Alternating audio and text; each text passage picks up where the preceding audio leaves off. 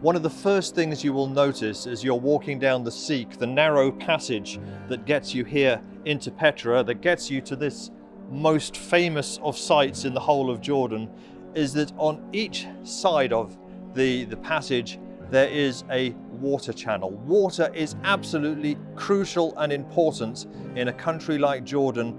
Every drop is precious. So explain to me these two channels, these two aqueducts. Well, as you said, Victor, water is of prime importance here in this desert region. It's all mountainous, but the Nabataeans and the people before them, they were meticulous in making sure that they could collect whatever water they could find. The Nabataeans, they developed a very intricate system of large cisterns where they would collect the water. When it came, it would run down the mountainside, and they would collect them in these basins. And from the basins, they would have these channels, the aqueducts, that would lead into the city itself. And it's quite interesting because as you walk in, the aqueduct on your left-hand side, Victor, that is the aqueduct that comes from springs. So they carried the clean water. And those, in the old days, they were completely covered. So they would keep their drinking water safe and clean. On the right-hand side, that was the rainwater that they collected, and that would be used for their washing machines and whatever. Which is quite fascinating that they made that division back then, even to know that this water is pure and that isn't. I guess the other thing for us as tourists coming here is that occasionally it does rain in Jordan, and when it rains, it really rains. It does. It's torrential. And so, you know, the rain is a blessing. They need it. They need to collect every drop that comes. But when it comes all at once, are we actually safe standing here?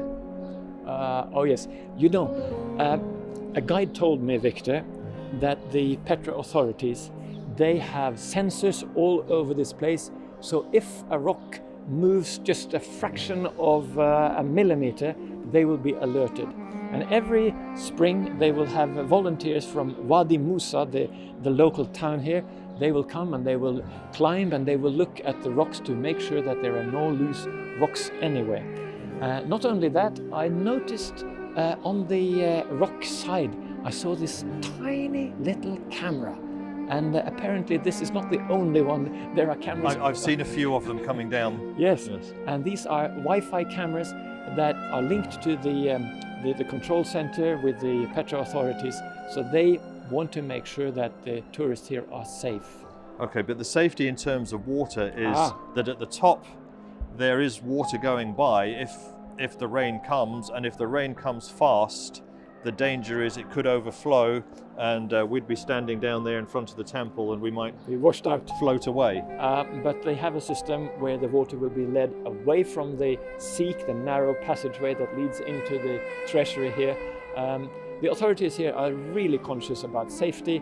You can imagine on a very busy day in high summer, there'll be something like 10 or 13,000 people coming in here every day, particularly when there is a large cruise ship harboring, and down in Aqaba there'll be hundreds of buses coming and dumping their tourists here, and they have a very organized system to make sure that the tourists come through, but it will be much more busy than a day in early March. So we've learned that the water is important.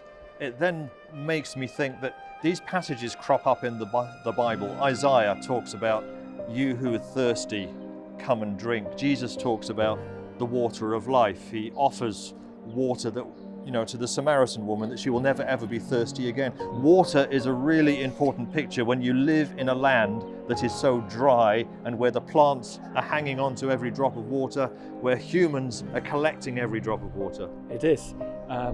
And the Bible mentions some very interesting things. I mean, water has been a contentious issue in this area for centuries, for millennia really.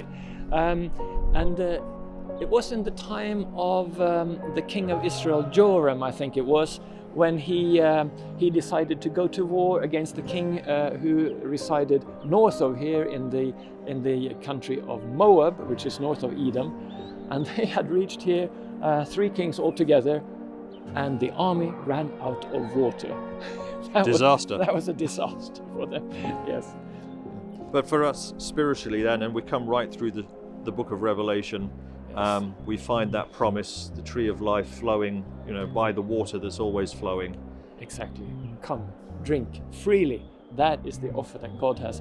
And you can imagine, for people who lived in this area, to have that kind of offer, drink. And also the woman at the Samaritan woman at the Jacob's well, it's the same thing. Come and drink. The water I will give to you is the water of eternal life. The water of eternal life. And the last thing, just from this illustration of water, is you talk to any Bedouin, you talk to any person from Jordan, because they are such friendly people, and when you've had a little conversation, they will say, just come into my house, let me put the pot on, the tea on, and that gift of water, that hospitality is a real message of friendship for people here, but also the gift of water that God is giving us, the water of life.